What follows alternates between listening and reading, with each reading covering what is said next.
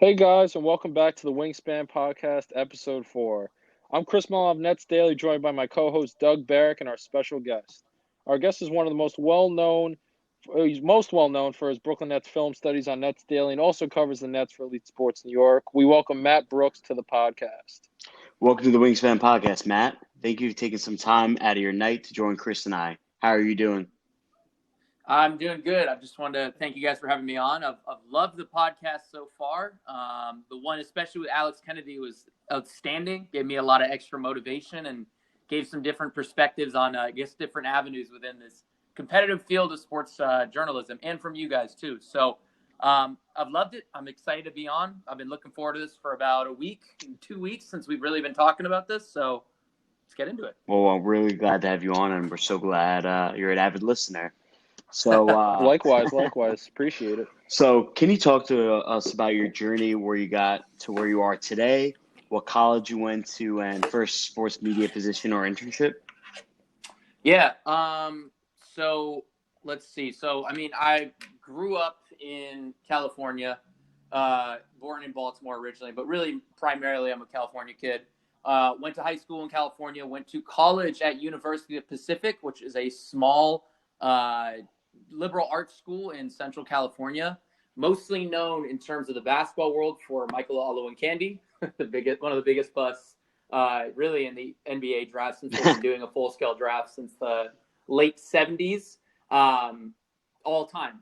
So not exactly the most prestigious basketball history at UOP, but while I was there, I studied psychology. My journey is a lot different from a lot of other people. I don't have much of a sports media background. I didn't go to a journalism school. I didn't really have much of a journalism interest until basically I turned 24. So when I got out of school, I did 2 years of sales. It was fine. It is what it is. Sales is a grind in a lot of ways. Wasn't super happy doing that. I've put this out on Twitter. I try to be pretty forthcoming about my personality and background on my Twitter and in my writing too. So, when I was in these sales jobs, I called them dead-end sales jobs, which they kind of were. I would spend my time, in the bathrooms, kind of hidden away in my cubicle looking at NBA highlights, rewatching games, top of the line sales employee. And when I get home, I would write stuff on my own personal blog, which I paid for out of pocket, every single month. And that's really what it started as. It was just mostly something that I was putting on my own blog, sharing to my parents, to my friends. And at that point, I was also doing a podcast. So really kind of basically what I'm doing now, just on a very small scale production. And at the tail end of my second year of sales, I was in San Diego, had the opportunity to move out to New York. At that point, I was spending a lot of time writing, and I decided to take it, moved out here. And, in moving out here, I knew this is, a way better market for basketball. I mean, San Diego doesn't even have its own professional team. Hopefully soon. It hasn't. Yes. Yeah. So, there's 2 teams out here. There was a lot of options with that.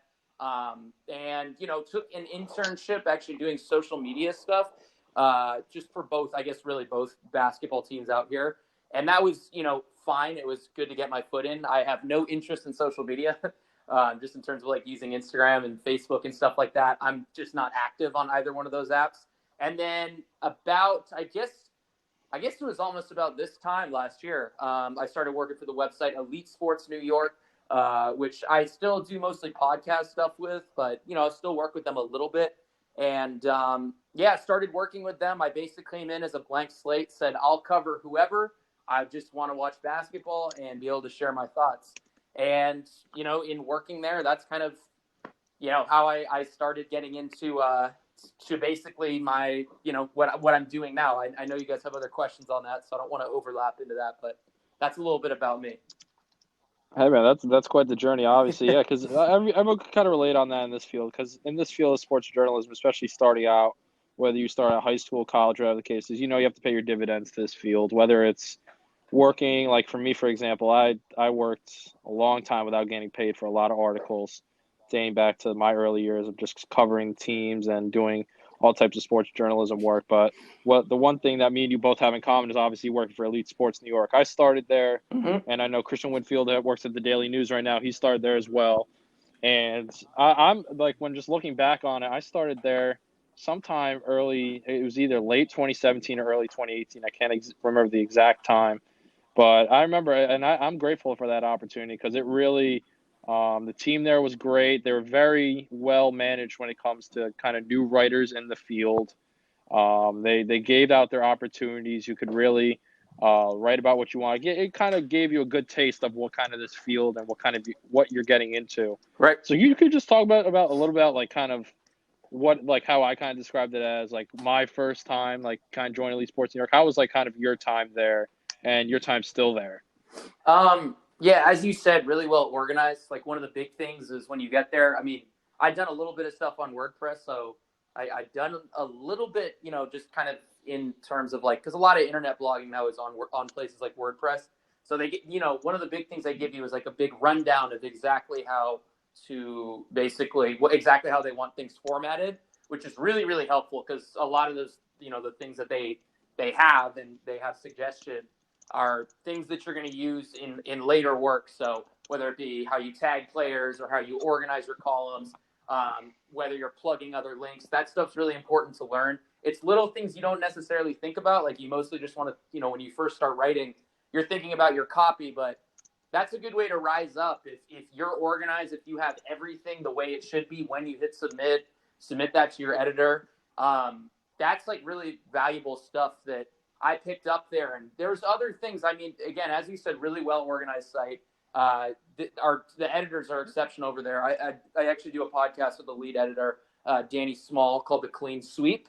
So he's amazing. He always pops in and shares, I guess, intel on phrasing and grammar and all sorts of stuff. So and what you said about them kind of giving you the right direction when you're getting started is also very true. And the last thing I kind of want to conclude with on that is there's a lot of I affectionately say there's at minimum one or two good writers on each team, so it gives you something to model after. And that's the same way. I mean, with NetsDaily, that you can say the exact same thing. Like really, really good writers to be around. There's ways to pick up new things, ways to see how guys are using quotes, ways to see how guys are using video, like kind of what I'm doing a little bit. That's, those are the things you got to be looking for. You got to be looking how other people do that, because it is really something, it's an industry where you're learning based on other people as well as learning from yourself. Exactly. Yeah. Because you hit it right there. Because when I was there, I remember Danny Small just joined when I was just about to, when I was leaving for Fanside, that's when he just joined. Mm-hmm. And the main editor that I went through was Rick Weiner. I don't know if he's still there or not. No, but I've heard about him. Yeah, he was great, and I know I credit him for a lot of kind of teaching me the ropes of the whole thing. Because when he was there, we would just kind of go back and forth, and like you said before, you kind of deal with that one main editor, two main editors for your work based on like what teams and sites you work for, and it really laid down the groundwork, like you said, when it comes to submitting a post through WordPress, kind of what you used and what needs to go into each post outside of the writing that a lot of people don't know about. A lot of fans and a lot of people that view our writing, they think it's, you just type something up and that's it. Some organizations you do that, some organizations you don't. But for Elite Sports, it was like how you set it up, the tags, the headlines, the SOTs and stuff like that. But how did you kind of get into Elite Sports? Like, did you just kind of like how I got there? I remember was at that time, we talked about this on the Alex Kennedy pod as well. My journey to it. I started out as a business major, and I immediately switched. Well, I wanted to do sports marketing, then I switched to sports journalism. When I got there, I had one of the writers there knew me through my grandfather's name was Chris Sodal, and he covered the Red Bulls, and he gave me kind of that in and said, hey, email this guy and see if you could get in. And I submitted a sample writing piece, and then that was history from there. So kind of how'd you get started from there? Did you email them, or did you kind of how'd you get involved with that? Yeah, that's a good question. And I'm happy you asked that. I think that there's many people like you and others, Billy over at NetsDaily, are blessed to be within, programs like journalism programs in college and other, I guess, schooling systems, essentially. Yeah. They have given you great work samples, because I didn't necessarily go to school for that and really had 2 years of not doing that at all. My resume consisted of like a social media intern position. And the biggest thing I can give people advice on is, just because you can't nail a job right away should never, ever stop you from writing. So whether it be writing, in just even a Word doc, and doing that over and over to work on your skills and refine your sentence phrasing and stuff like that, or do it like I did and start your own website and start experimenting with video clips and trying to organize that as is. That's the thing that really helped me. So when I honestly, the way I came across Elite Sports New York was just sitting on Indeed, sitting on Google. I mean, it was months and months and months of applying to stuff. And I applied to these guys. I sent a full work sample. I answered, their website. You can come across it. It's pretty easy to find on their website. There's a couple of different questions that they ask you, and they're good kind of like thought-provoking questions about you as a sports fan and you as an aspiring sports professional. So I answered those as clearly as possible. And just by going out and making sure that I was keeping myself diligent before even actually getting a real position helped me. So, yeah. Exactly. Yeah. Because that's, like you just said, that's the biggest piece of advice. Because obviously, like when we talked on the Kennedy pod, well, right now I'm a senior in college still, and there's a lot of kids that they obviously acknowledge like the work that I do for NetsDaily and other stuff that I do in the sports journalism field. And sports journalism is just a whole in the field of the whole thing. It's competitive, like you said before, and obviously a lot of kids, they can't find that one star, or they can't find that opportunity. And like I'm just going to echo kind of what you said, is just don't give up on it. It's one of those things that you got to kind of just fight for, and kind of just work your way at it, whether it's just uploading Microsoft Word docs to your personal Twitter on thoughts after games or whatever the case is. You still want to build that portfolio on whatever kind of you want to cover sports-wise and whatever the case is. And another big piece of advice too is, at least from my personal experience of talking with other kids, is kind of take whatever you kind of get offered. Because obviously people view me, like I grew up a Nets fan. I'm in New Jersey. I went to the Izod Center, Prudential Center, watching these Nets games. So covering the Nets, it's fun and all, but if Elite Sports New York or whatever kind of my past history was, if an organization came up to me and said, hey, I know you like basketball, but we're going to need someone to cover the Red Bulls or the Rangers or another team, you don't miss out on that opportunity if you have nothing else on the table. You go out and you cover them and kind of just build that portfolio through there. Because even you don't know what it'll be like, and it's at the end of the day, it's a start in this field. So yep, that's great advice.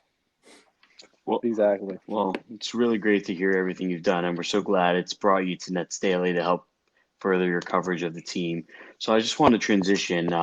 When did you want to realize you pursue a career in sports? Because obviously the psych major, I guess you did some self-analyzing, right?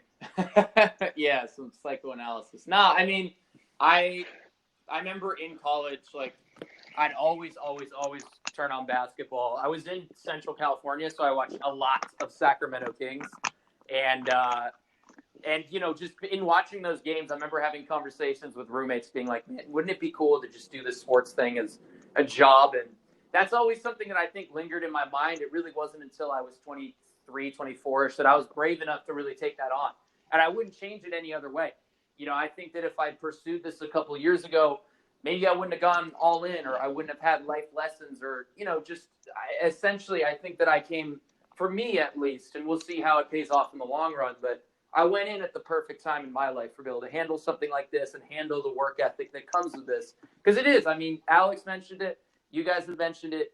It takes a lot of like internal motivation. No one's gonna make you write that column. You need to find that within you. And that's the biggest thing that's drawn me, is that I love this. I love sitting down and going through games and rewinding the same clip 15 times to make sure I'm reading a switch correctly. Like, that's stuff that I like to do. And if you don't like that, that's fine. There's other things that you can do within this industry, as Alex said 2 episodes ago. So, I mean, for me, it was second nature. This sitting down, looking at, video and looking at stats and, finding good quotes or sort of pulling my own.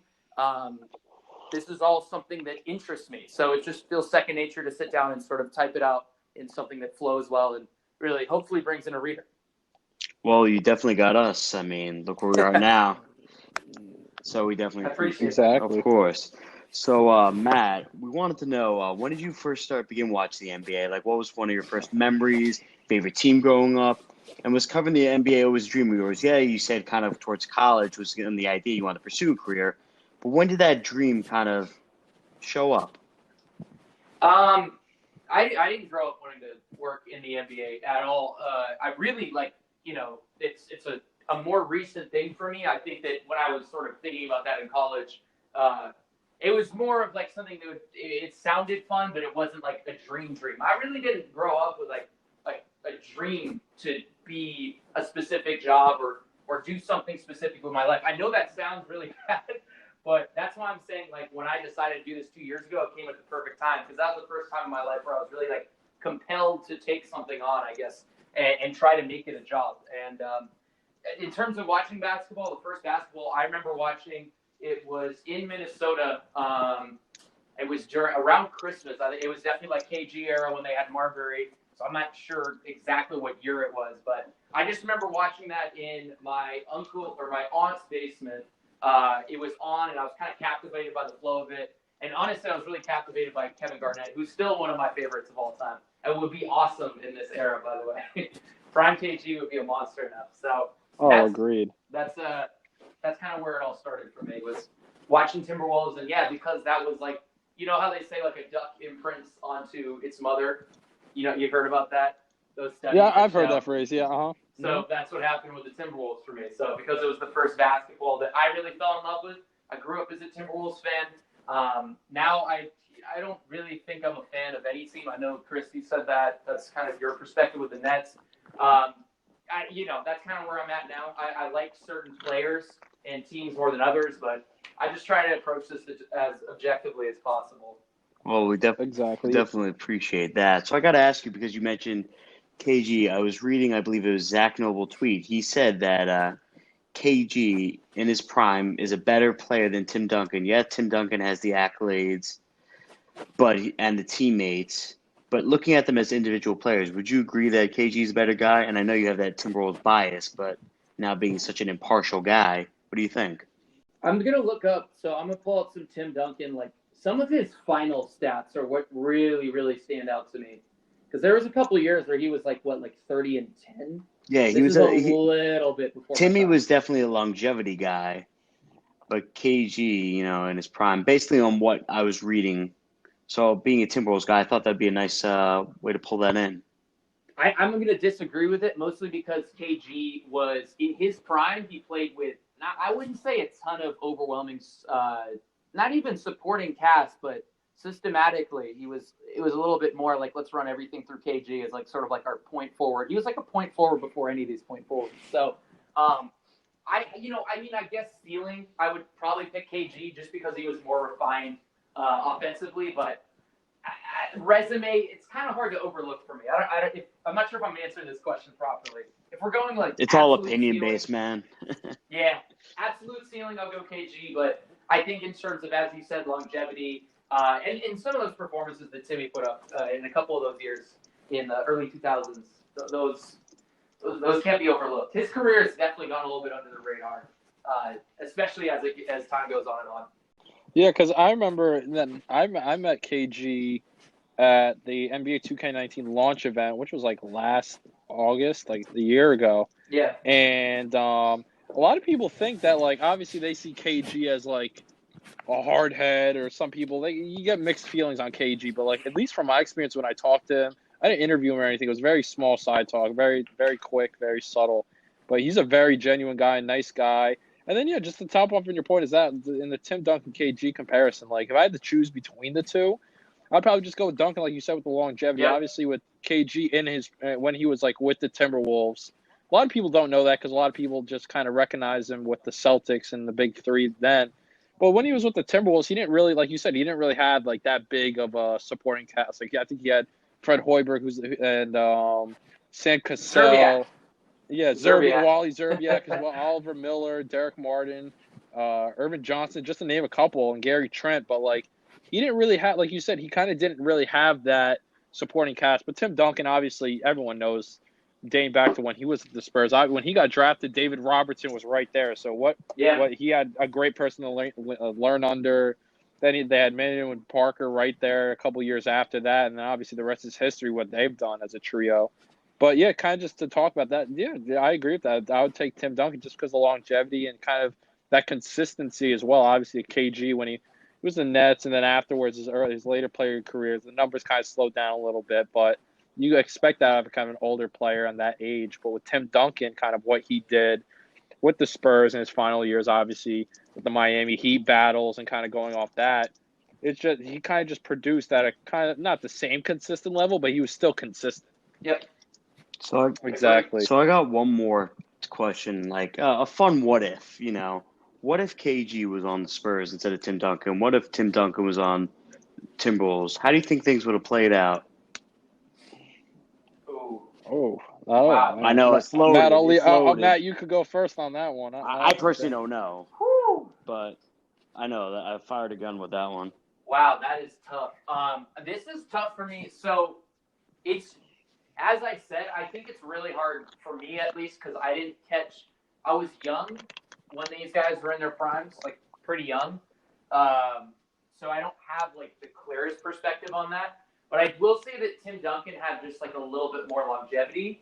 So he had those like years where he was still kind of effective in like what was that, like 2012, 2013. KG kind of faded after that. So, I mean, it's like the difference of 2 years. I'm filibustering, honestly. It's fine. Yeah, I feel that because a lot of things, like, this is the one area that a lot of people overlook, especially fans, is the impact that coaching has on a player, right? Right. Because a lot of people don't realize that. Like, obviously, when it comes to coaching, a lot of people don't even bring it up in the GOAT debate with Michael Jordan and LeBron. Obviously, you see that look who Michael Jordan had as a coach, and look at LeBron's coaches throughout the years. That could play into the GOAT debate. And if you look at the Spurs, for example, obviously their organization since Popovich was there, and obviously that was around the same time, if not before Tim Duncan got there, that played a big impact. And obviously, like I mentioned a little bit before, learning under David Robertson right when he came out of Wake Forest, that played a big role. And obviously KG with the Timberwolves and stuff. But it's so hard to I'm not a big what if guy, especially when it comes to like putting this player on this team, that player on that team. I'm not like a big guy on that. Yeah. But it's a very hard distinction. They're both, you can't underestimate the legacies of both of them, what they left behind at that power forward position. But it's hard, man. And then just to transition a little bit into a kind of like what you do now with Nets Daily. Obviously, I appreciate your work. I know everyone at Nets Daily appreciates your work. You bring that kind of unique aspect to Nets Daily, being that film study guy, breaking it down, going into detail. We really appreciate that. And can you just talk to us about the art of the film studies, kind of what goes into it? I know you mentioned a little bit earlier, how you kind of became known as that film study guy. Whether self-proclaimed or not. Yeah, I definitely lean into that. I'm starting to get really real arrogant on Twitter. I was like, wow, I really take it, man. Take it. You deserve it. Take what you can get at this point. I know, right? Like, I gotta lean into it. No, yeah. I mean, the film study stuff. Even on my own website, like I was actually able to dig up a few of them, and I'm not gonna tell you guys where they are because they're on an unspecified location, an unspecified URL. But looking at some of the stuff I did a while ago, it was always kind of video stuff. I would, it would be from highlights that you get on like House of Highlights, but I would kind of like talk about a little bit of play-by-play action. So it's always been something I'm interested in. It's up, I've scaled it up like 10 levels since I've done this over time.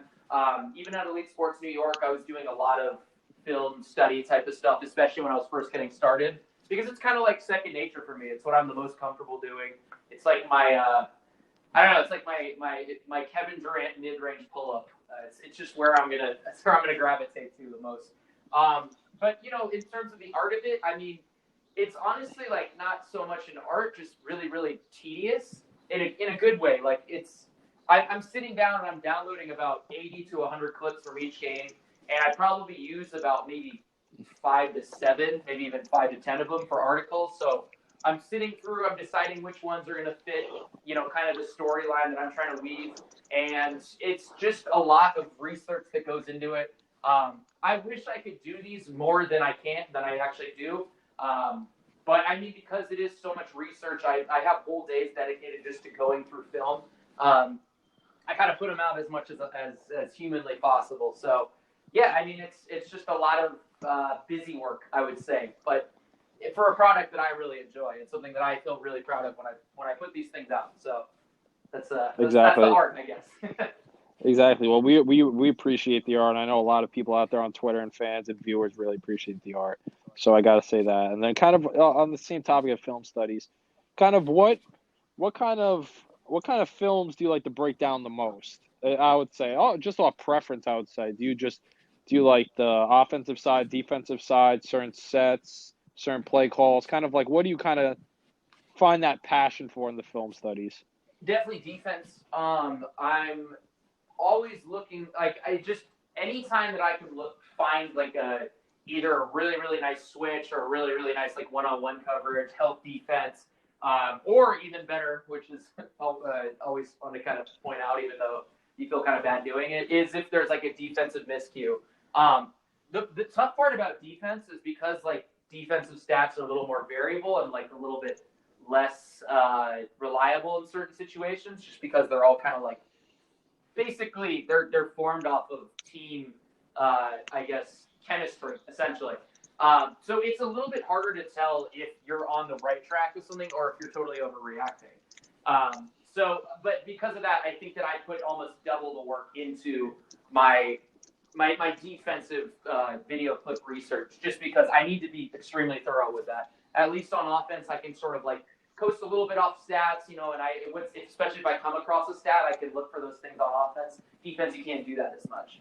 They don't keep track of like correct switches on NBA.com. Exactly. And then just transition a little bit. This podcast episode is brought to you by Anchor. Anchor is an app that allows podcast producers to record and create original content. It is free to record and create a podcast, giving producers the ability to easily edit their material off their phone or computer. Anchor allows producers and talent to make money off their work with no minimum listenership. Anchor will distribute your podcast for you on platforms such as Apple Podcasts, Spotify, and many more. To get started, Anchor app or go to anchor.fm. Anchor for Doug and I has been great and allows us to bring unique, creative, and opinionated content to listeners of the Wingspan Podcast.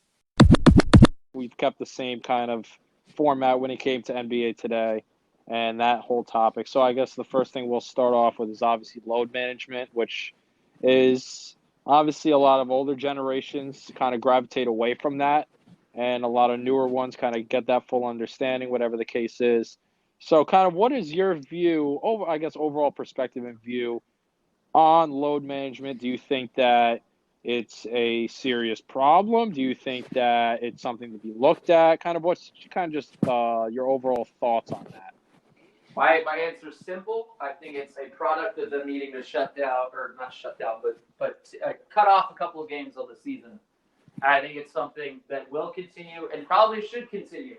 Because I just rather watch guys in like peak performance when it comes down to, when it comes to May and June or April and May, wherever a team may finish. Like last year, I bring this up as sort of like a counter argument to, I guess, people that are in favor of keeping the schedule long and are not in favor of load management. Watching Kawhi Leonard go off for 4 straight rounds in the playoffs and be basically one of the most unguardable players we've seen since I don't even know how long. Maybe since some like of that I guess like Miami Heat LeBron. That's what I want to see. Like I want to see guys at peak performance. I want to see them at peak level. And I hate losing guys to injuries in like essential parts of the season. So that's where I'm at with it. I think it can and should honestly continue. So how many games you thinking then? I'm like a 60 gamer guy. Wow. Yeah, I'm drastic. Really? Okay. Yeah, I'm crazy. Yeah, I think if I had to give my personal thought on it, I think 60 games I feel like's a little. I think just stab me in the back. I think it's a big cut.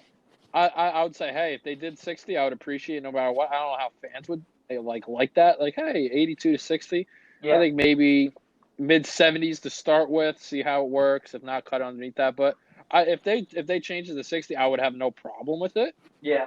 But as if you see the NBA go on right now, 82 games. Look how long those 82 games spread out. You know what I Right. mean? It's not like, and with that 65, they cut it to 65 or 60 or whatever the case is.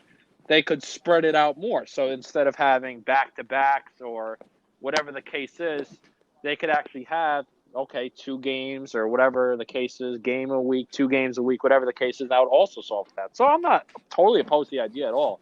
So it's just, like I said, it's just out the schedule at the end of the day. Yeah, me personally, I'm okay with an extra few weeks of the season, spread it out, cut down back-to-backs, but definitely appreciate your different insight of things. Yeah, and then Matt, I got to ask you too. Is obviously we're both Nets reporters, so kind of what's your thoughts on the current state of the Nets? How they're doing right now? I thought that I missed the Celtics game live, so I went back and I actually did finish that a couple hours ago. Or did I say Celtics lost? Celtics win. Excuse me. I missed that on Friday, so because I was flying across the country. It was honestly a really good win.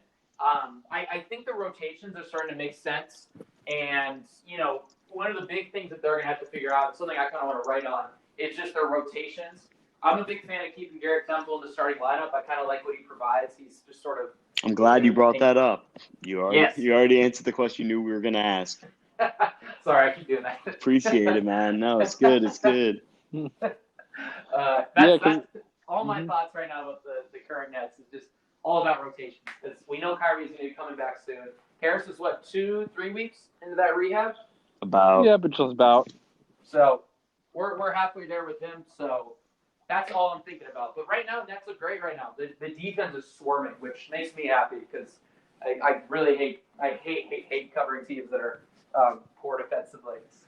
First couple of weeks. Exactly, and then just kind of follow up on that question we just hinted at. Kind of, obviously, when Kyrie comes back, there's been a couple players that have been playing pretty well and stuff. So, who's starting? Who's coming off the bench? And what's your thoughts on those rotations? All right, so I mapped this out for you guys. Well, thank you.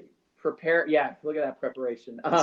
So we got Kyrie Irving starting at point guard for me, and then Garrett Temple, and then keep the rest of the starting lineup as is. So Harris, Prince, Allen, and then on the bench, I really like the idea of running Spencer and Karras together as a bench unit. It kind of brings me back to like that Philly series where they had those two attacking JJ Redick and TJ McConnell. They couldn't stop them. Feasting. I mean, just the idea of those two taking down bench players together is super tantalizing to me. And then I don't know when. I mean, I guess we're gonna throw Wilson Chandler in there at the 4. I would toggle between these 3 forwards of Shumpert, Chandler, and Nwaba, really whoever's playing the best at that specific time, because some of these guys are probably going to go through slumps. And then again, same thing with the center rotation.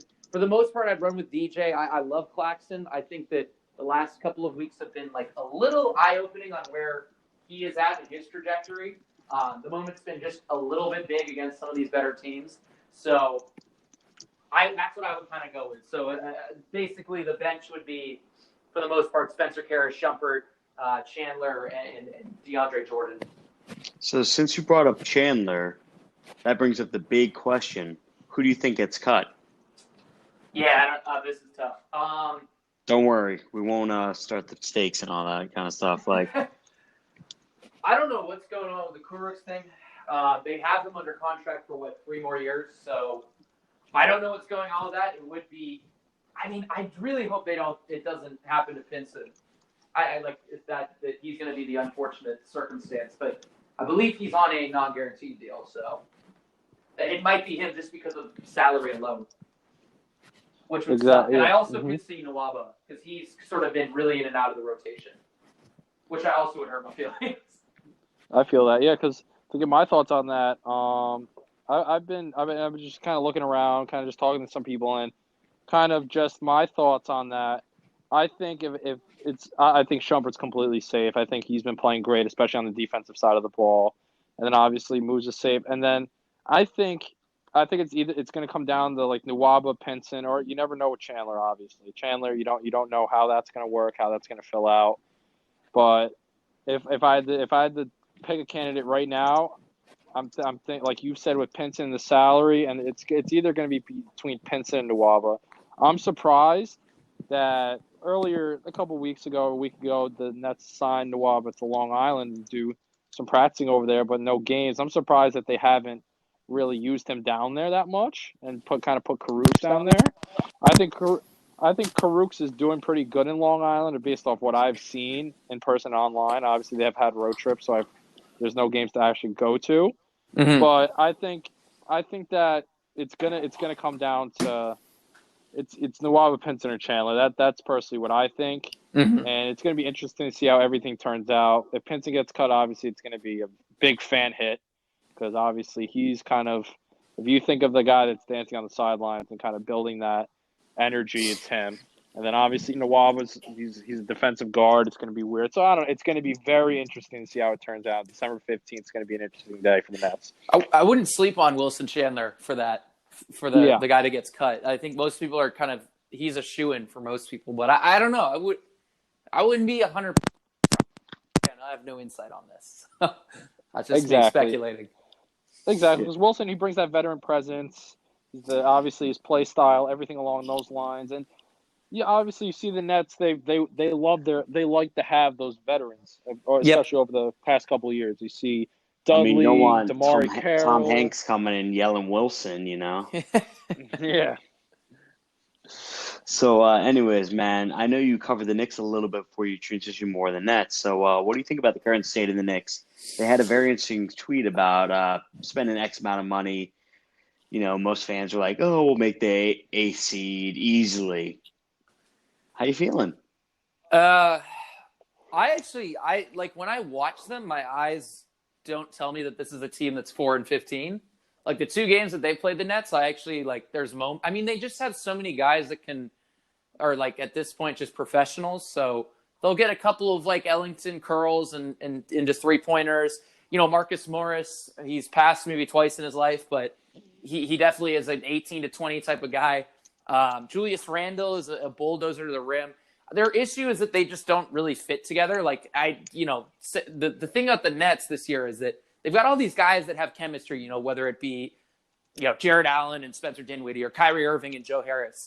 The Knicks just don't have that. Like there isn't two guys that seem like I don't know what the stats would tell you. I'm sure net rating, like 2-player net rating data would give you kind of an idea, but it just doesn't seem like there's pairings or even trios that have any synergy at all on that team, which is weird. I've never really watched a team like that. So yeah, but 4-15, man. I mean, I saw on ESPN stats and info, it's ties their worst start in franchise history, which is crazy.